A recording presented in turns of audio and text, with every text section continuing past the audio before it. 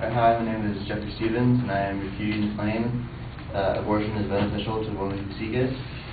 My opponent's secondary claims are abortion prevents traumatic pregnancies, abortion is economical, and abortion is a safe preventative procedure. My response to secondary claim 1, that abortion prevents traumatic pregnancies. My opponent used the example of the rape of an 11-year-old girl and the resulting pregnancy, and that the experience would have been significantly less traumatic if the girl could have had an abortion. Abortion actually could have made this more traumatic. According to Rama International Pregnancy Research Center, after most women have an abortion, they experience post-abortion stress syndrome. The symptoms of this disorder include thoughts of suicide, depression, hopelessness, nightmares, difficulty sleeping, and panic attacks.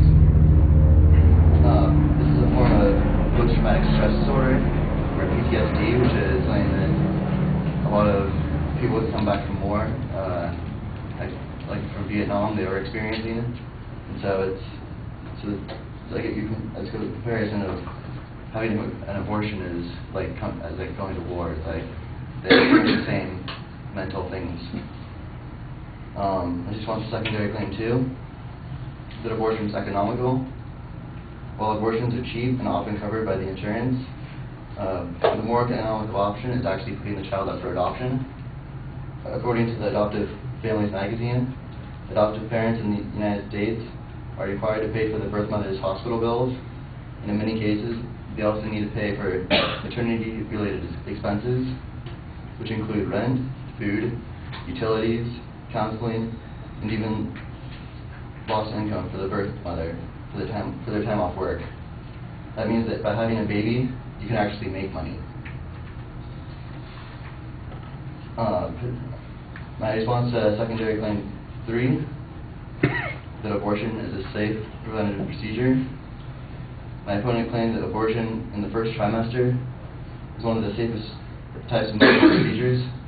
However, her statistics fail to account for the deaths that are related to the abortions but don't happen during the procedure. A government-funded study in Finland found that women who abort are 4 times more likely to die in the next year than women who carry their pregnancies to term. These deaths are often from natural causes, from suicide, or from homicide. Because the reason why they're from homicide is because the reason why they hypothesize is because women that have abortions tend to value their own lives less after taking the life of a child, and so they're more reckless and they get into more accidents. So, as you can see, abortion is a traumatic, dangerous procedure. It can easily be avoided by putting the child up for adoption if someone feels that they're not fit to raise a child themselves. Thank you.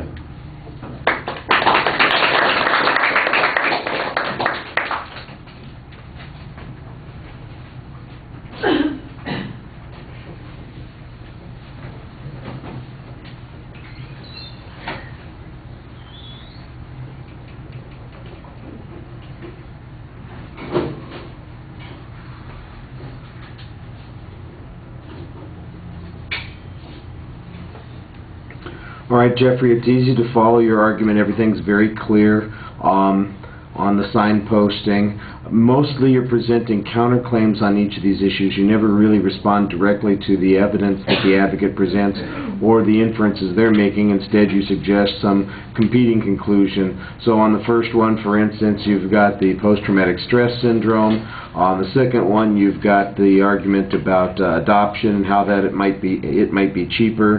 And then on the third one, you've got a claim about additional deaths that are not accounted for, and that might change those statistics.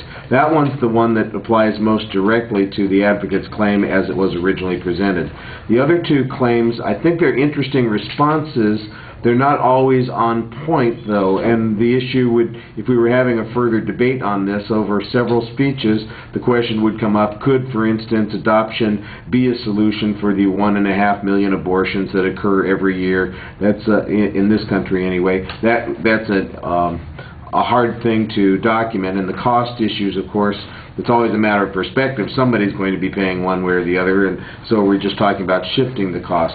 But so I appreciated the ideas that you had there. I think you could have talked a little bit more directly about the adequacy of the advocate's points and giving your counterclaims then some cover as they're making their arguments. All right, thank you.